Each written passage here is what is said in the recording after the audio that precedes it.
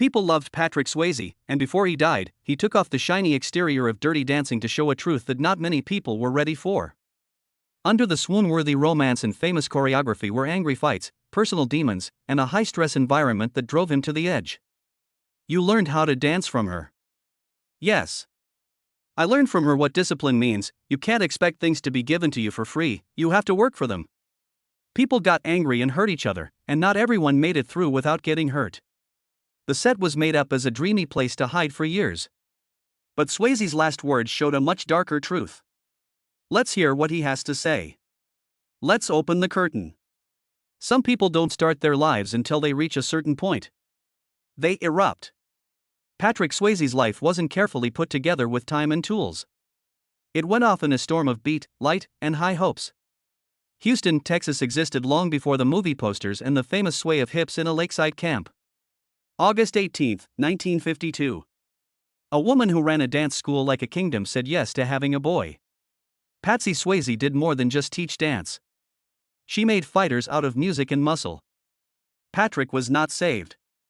He wasn't given an easy ride as her son. He was thrown into it. He trained from the time he could stand up. In dance, jazz, and even ice skating. Patrick did flips while the other kids played baseball. He learned to jump while the other boys learned to shoot hoops. Don't mistake him for weakness, though. He was on fire and angry as hell. He was just as serious about football at school as he was on stage. He dreamed of college scholarships and goals. The day his knee gave out from the weight of a hit that made everyone quiet, that dream fell apart. It would have been a full stop for most people. It changed things for Patrick. He never said it out loud, but he knew in his heart that he wasn't meant to be normal. His world leaned toward something else, something less normal and tougher. Patrick was going to martial arts schools and practicing ballet plies in between times when his friends were struggling with algebra and college choices. It was a mix of anger, confusion, and desire.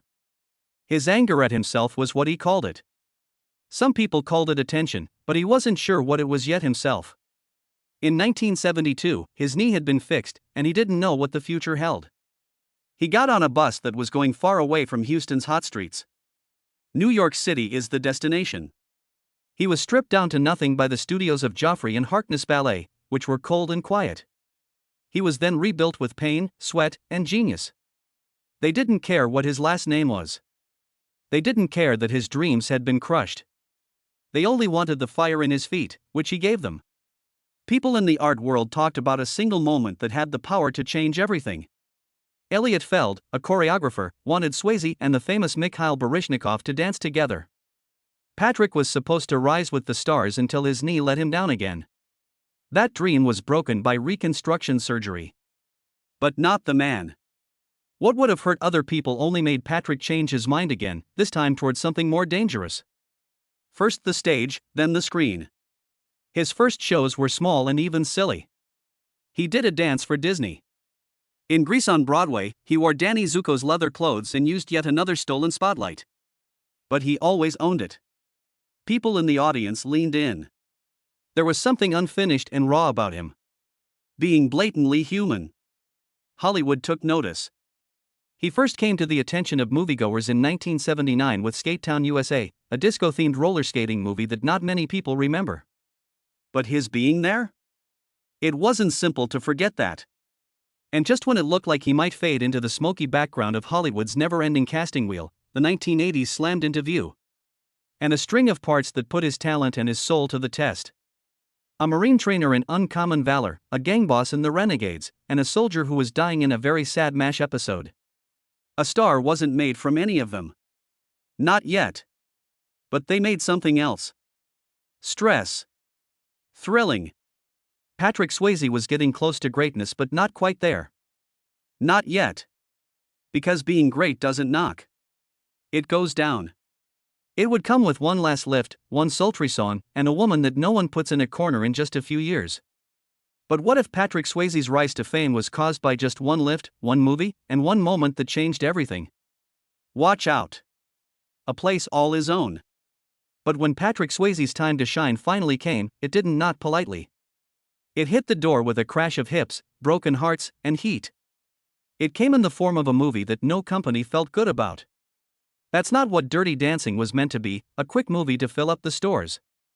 There wasn't much money to spend, and no one expected much either. But something in that story, in that world of secret summer dances and forbidden love, set Patrick on fire that no one could put out. He turned into Johnny Castle, dark, alluring, and burning with heat. He played more than just Johnny, though. His name was Johnny. What a quiet power and raw sensuality she has. To feel like they don't matter in a world that keeps telling them they do.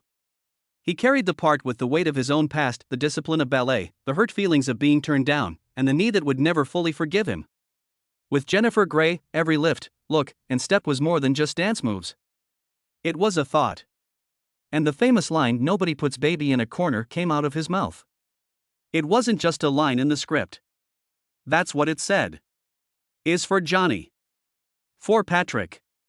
For all the artists who were passed over. People didn't just sit and watch the movie. They ate it all up. Theaters were busy. Videos were sold out in seconds. She's Like the Wind, a song Swayze co-wrote years before, became a top 10 hit all of a sudden. It was played over and over on the radio. Fans learned the words by heart. The boy from Houston who used to want to go to college and skate was now in charge of the radio and TV. Patrick never stopped moving, though. He didn't go with the flow. He went after the next one. He quickly stopped dancing in 1990 and moved into the spirit world of love and loss. Ghost was more than just a movie. It was an adventure. Something old and painful was touched by it. The fear of dying. The hold of love. The hope that something will stay alive. Patrick was touching, sad, and iconic as Sam Wheat. He played a man who was already dead and desperately wanted to protect the woman he loved, opposite Demi Moore and Whoopi Goldberg. People will always remember the famous pottery scene. He was also up for a Golden Globe for the second time. But Ghost gave him something more than awards. Proof. He wasn't just good in one movie. He did more than just dance. He could make people believe in things they hadn't seen. After a year, he jumped into Point Break and let out his thrill-seeking alter ego. Patrick did amazing things as Bodhi, the Zen surfer criminal. He did skydives, surf scenes, and crazy talks that mixed philosophy with adrenaline. He didn't act without fear. He had no fear. He did a lot of the tricks himself. In the same year, People magazine called him the sexiest man alive, which made him an even bigger star in Hollywood. To be fair, Patrick never wore his fame well. He wasn't made to walk the red carpet or do practice interviews. He was made to work, be challenged, and go deep. He automatically zigzagged when everyone else thought he should zag. People liked and didn't like him when he played a drag queen in To Wong Foo in 1995. Thanks for everything. Julie Newmar. The hair, the dresses, and the shoes. It didn't dim his light at all. It might have even made it shine brighter. He played Vita Bohème with such grace, humor, and heart that it broke down clichés. He didn't make fun of. He respected. And people paid attention. The pain then came. In 1997, tragedy happened while Letters from a Killer was being filmed. He broke both legs and tore 4 shoulder tendons in an accident while riding his horse. The filming stopped. Recovery was very hard. And whispers got louder. Is he done? Patrick didn't run away, though. He came back. He quietly took on smaller films and parts that were close to his heart. He even produced a few projects with his lifelong partner, wife Lisa Nemi. He used it as an anchor in every storm. In 2001, he played a crazy encouraging speaker in the movie Donnie Darko. He had never done anything like that before. It was dark and strange. But it was real, as it turned out again. He made an impact without being the center of attention like a leading man. Patrick Swayze kept pushing the limits as he got older. He did voice work for animated movies and performed in West End shows. In 2009, he starred in The Beast while fighting pancreatic cancer. Doctors told him that the pain would never go away, but he delivered every line with fire. Some people said it was his best work. It's possible that they were right. Because the fight wasn't just on TV this time. He had it inside him. He still got up. Because Patrick Swayze could never be cornered by luck. Under the Dance Floor, Dirty Facts. It looked like Patrick Swayze's life had settled into a beautiful dance of fame, power, and success, but then an old story came to the surface. One that wasn't put together with dance steps but with stress, sorrow, and openness. Let's go back in time and look at how the dirty dance was done. People really fell. It was 1987. When Dirty Dancing came out, it was like a heartbeat going through the movie halls. There was hot chemistry, mesmerizing dancing, and an ending that seemed too good to be true. There were no more movies with Patrick Swayze and Jennifer Grey. They were famous. But the magic on screen had a different beat that didn't match up with what was going on behind the scenes. While dancing, Johnny and Baby looked at each other. But before that, there was another set, another movie, and a tense past. Jennifer and Patrick had first met in Red Dawn, a Cold War thriller that came out years earlier. It wasn't love at first sight, it was discomfort. Patrick was fierce and laser-focused, and he carried himself with the same iron discipline he used in dance and martial arts. Jennifer worked from her heart and instincts, from feeling and being open. Their forces met. Without a big fight or public feud. It was just friction that never really got cool. Jennifer's heart sank when she found out he was going to be in Dirty Dancing with her. That tense memory came back to me like a storm. They didn't just not get along. It was because he scared her.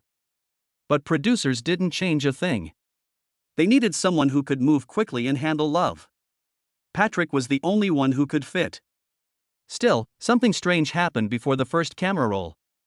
Patrick took Jennifer aside right before their screen test. He did not act as Johnny Castle, but as himself. The serious look was gone. Instead, there is raw, honest truth. I love you. I love you. I'm really sorry. The actress said, I know you don't want me to do the movie. The walls came down.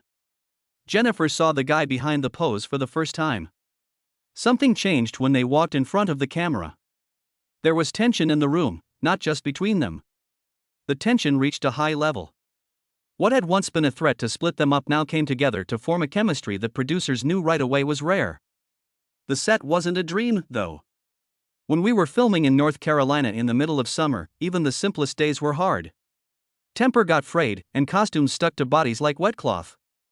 Even though Patrick already had a hurt knee, he pushed through the painful choreography, hiding his pain behind each exact step. He wasn't going to let the accident stop him. Jennifer had a different reaction to the stress. Because she was the emotional center of the movie, a lot was expected of her. But she never really relaxed when she wasn't on TV. Patrick's attitude was always changing. Kindness one minute, ice the next. The old tension was still there. It had just found new ways to say what it wanted to say. Even in the most famous parts of the movie, like the final dance and the epic lift, there was trouble under the grace. He asked for perfection. It scared her to fail. They walked the fine line between success and failure as a team. But in some way, they did something brilliant right before the edge gave way. Patrick became well known for Dirty Dancing, but not many people knew how quickly his life was changing. He was building a different kingdom in secret, away from the spotlight. He liked Harley-Davidsons, American muscle cars with loud engines and wheels that sparkled. These cars and motorcycles were kept in his private sheds. It wasn't just about looks, though. Even when he was doing well, Patrick was deliberate. A few acres of land in California were bought by him, and he turned them into a refuge with stables and big skies. He found a new way to relax by flying, so he bought his own plane and got the license to fly alone. In spite of their fame, he and his wife Lisa built a life based on their shared goals and smart investments. He wasn't just acting on screen, he was getting ready for life after acting.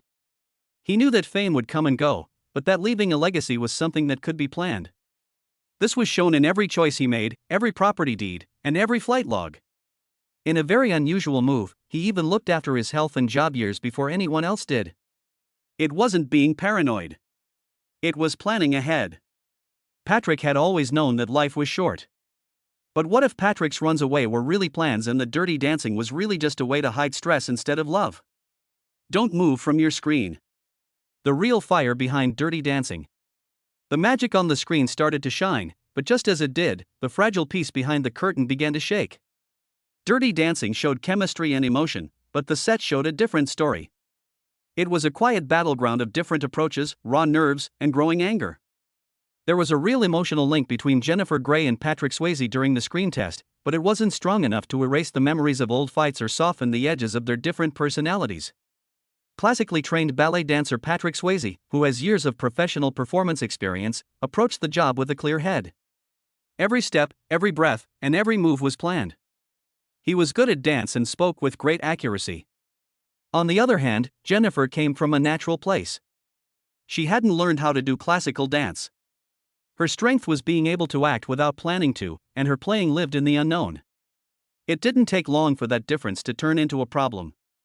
From the start of shooting in Lake Lure, North Carolina, in the summer of 1986, things got more heated. Patrick, who was always trying to be perfect, got more and more angry as Jennifer struggled to match the time and footwork. He was known for being very efficient, but his patience wore thin with each mistake. Jennifer was already having problems with self-doubt, and she found herself laughing nervously during tough scenes. It was always retakes, and sometimes there were dozens in a day. What ought to have been smooth turned into a grind. People on the crew remember times when the two wouldn't talk between takes. They would stare at each other in quiet until the director told them to do something. When he did, they would change into Johnny and Baby without a hitch. But it wasn't all playing to be intense. I really felt those things going on just below their steps and lines. It wasn't just performance. Between love and hate, it was hard to keep the balance. It was tight during their practices. Patrick was focused on making the dance look better, so he often told Jennifer how to move. He saw it as working as a team. It felt like they were controlling her. She was afraid of being overshadowed because she wanted to add, not just follow. Since work was going quickly, feelings were not taken into account. Peace didn't happen, instead, there was a quiet fight. His accuracy versus her feeling. Patrick's passion was often too much for Jennifer, and she backed away instead of fighting it. Interestingly, that tension made them work better together on TV. Even when Baby seemed unsure around Johnny, it was usually because she really was. Despite the problems, something amazing happened. The famous lift at the end of the dance was the scene that said it all. Patrick and Jennifer were very angry with each other at this point. It was hard to do the routines. There were a lot of feelings at stake. Jennifer had many times been let down by Patrick, which made her doubt him. Her body was worn out and her spirit was weak. Still, they broke through for that one moment. It wasn't clean. It wasn't perfect when they practiced. But something was in the right place when the camera rolled. Patrick's strength made her feel better. His tough exterior was eased by Jennifer's weakness. She ran and jumped, and he caught her, not just in the air, but also in a magical split second of trust. It was the most important scene in Dirty Dancing. A sign of both giving up and support. No one saw the chaos that got them there, the emotional danger that was hidden by the music, or the fights that were going on behind the smiles. Really, love isn't about perfect steps, just like dance. That's why the movie hits so close to home. It's about falling in hope that someone is nearby to help you up. The stress under the lift. At the very moment when the movie was at its most magical, something very bad happened behind the scenes. As soon as Dirty Dancing moved from the casting rooms to the camera floor, Jennifer Grey and Patrick Swayze's fragile piece began to fall apart. The soft apology that seemed to help them get along before now seemed like a faraway memory. There was now a storm of different approaches, hurt feelings, and a race against time. No matter how hot and close the camera caught them, the lead's romance was cold off-screen. Patrick Swayze was very exact. He was a trained ballet dancer who knew that every move was a promise, not an idea. Jennifer, on the other hand, went with her gut. Her skill wasn't based on 8 counts and perfect dancing, but on how she made people feel. Her goal was to find her way into the part. He was looking for order. It was clear that their art was pulling in different ways. As the days of filming went on, awkward encounters caused take after take to fall apart. Patrick's passion didn't work well with Jennifer's weak and easily hurt state. Scenes that were supposed to end in a few hours went on all night. She would trip over her own feet, laugh out loud, or flinch when he touched her. She thought it was nerves. His view was that it was wasteful. People on the crew often said in whispers that they wouldn't say much before scenes and wouldn't even look at each other when the director called cut. Still, every bit of their off-screen anger seemed to explode into electricity on screen. When Johnny scolded Baby, he wasn't supposed to be so mean. It wasn't a show when baby paused in his arms. It was true. People liked the tension because it came from pain, not desire. One of the hardest scenes to shoot was the hungry eyes montage, which made Jennifer nervous and laugh. This was a time when closeness and control were needed. Patrick was annoyed by how much she laughed, and thought it was an attempt to hurt him, even though she couldn't help it. But Emile Ardolino, the director, kept the cameras running, and the real, unplanned moment became one of the most real in the movie. Still, the most difficult test of the stress that had been building for weeks came in the movie's most important lift scene. The lift, which was immortalized in posters, imitated endlessly, and loved by fans, was more than just a fancy dance move. It was a trust test. Jennifer had never done the move before. She really didn't want to practice being dropped, even though she was being coached on it. Because she was wired for repeat and perfection, Swayze didn't get why she was hesitating. He trained to be perfect. She relied on how she felt. Everyone on the team knew they only had one chance. It was very important. The cameras turned on. Jennifer grew up. Patrick caught her. And the lift happened at that amazing moment of being weak and strong at the same time. One time only. Perfectly well done. Without a practice. And stressed out from all the emotional stuff they had to carry. It was a tense moment held together by adrenaline that will never be forgotten thanks to the film. But that last lift didn't solve all of the problems. What Jennifer never told anyone, at least not at the time, was how hard it was for her to hide her feelings. During shooting, something happened that she kept to herself for years. It wasn't because of a missed sign or a tough partner. In a world full of stress, it was about a young woman trying to find her voice in a place where power wasn't always shared. Behind the scenes of Dirty Dancing, there was more going on than just a love story. It was a fight between feeling and control, between being spontaneous and following a plan, and between trust and fear. Out of all the cracks and disagreements, they made something timeless. But what if that famous last move was hiding bigger fights? It was clear that Jennifer and Patrick never really got over their silent problems. Don't move from your screen. When Patrick Swayze talked about the real story behind Dirty Dancing. As the applause for Dirty Dancing echoed through theaters around the world, Patrick Swayze started sharing his side of the story in a quiet way. This was a truth that had been hidden under the film's polished perfection and glittering legacy. The world saw Patrick as a storm covered in grace. He was powerful, charismatic, and smooth as butter. There was more to him than what was shown behind the screen. What happened on set wasn't just making movies. It was a trust fight. A clash of styles and a test of his patience that changed him in ways that not many people knew about. Patrick came to the Dirty Dancing set with high hopes and a professional fire that he had been honing since he was a child thanks to years of hard work in ballet and on stage. He learned to value the discipline of dance like holy text from his strict choreographer mother, Patsy Swayze. Every move he made was based on muscle memory and feeling. But Dirty Dancing wasn't like other dance movies. Physics, heat, and chaos were all part of it. And he got nothing but chaos. When he first got the part of Johnny Castle, Patrick knew it would test everything he had learned. Johnny was not well behaved. He wasn't kept up. He was honest, raw, and real. It was hard for Patrick to give up the style he was used to and let his instincts take over. It was hard for an expert to do that. The uncertain energy between him and co-star Jennifer Grey made it even harder for him to let go of his grip. Even though they got along great on TV, Swayze didn't act like everything was fine behind the scenes. Years after the movie came out, he said in interviews that Jennifer's mental state often made him angry. When she was scared, she laughed so hard she couldn't stop.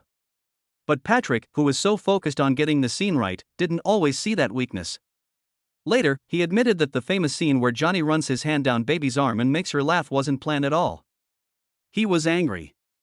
She laughed so hard that she couldn't stop, but the moment worked.